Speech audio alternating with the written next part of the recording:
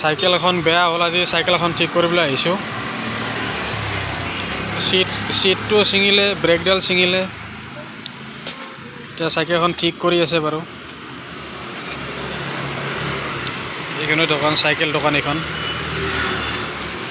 বহুত গাড়ী অহা যোৱা কৰি আছে, চাউণ্ডটো ভালদৰে নাহে, মানে ভইচটো ভালদৰে বুজি নাপাব। এইটো চিটৰ দাম 350 টকা কৈছে, আৰু ব্ৰেক লগালোঁ, ব্ৰেক লগোৱাতে গ'ল 100 টকা।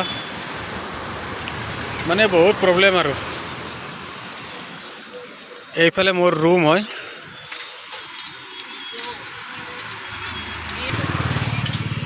মানে নচিবখন বেয়া হ'লে বেয়াই আৰু। আজি এনেকুৱা মানে 500 টকা গ'ল।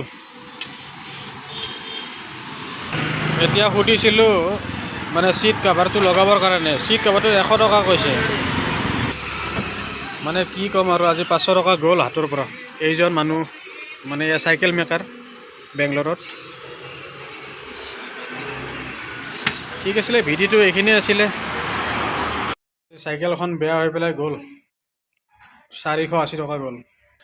ইয়াতে ৰাখোঁ, ইয়াতে ৰাখিলে কি হয়, সৰু সৰু ল'ৰা ছোৱালীবিলাকে আহে নহয়, আহি পেলাই চিটত মানে ব্লেড মাৰি দিয়ে। ইহঁতে নাজানে না, ইহঁতে বল খেলি থাকে, চিটত ব্লেড মাৰি দিয়ে।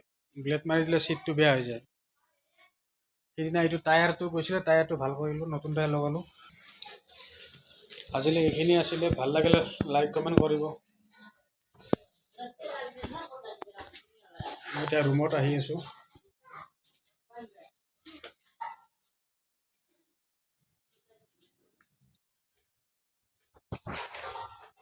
চেনেলটো ছাবস্ক্ৰাইব কৰিব, কোনে কোনে ছাবস্ক্ৰাইব কৰা নাই প্লিজ।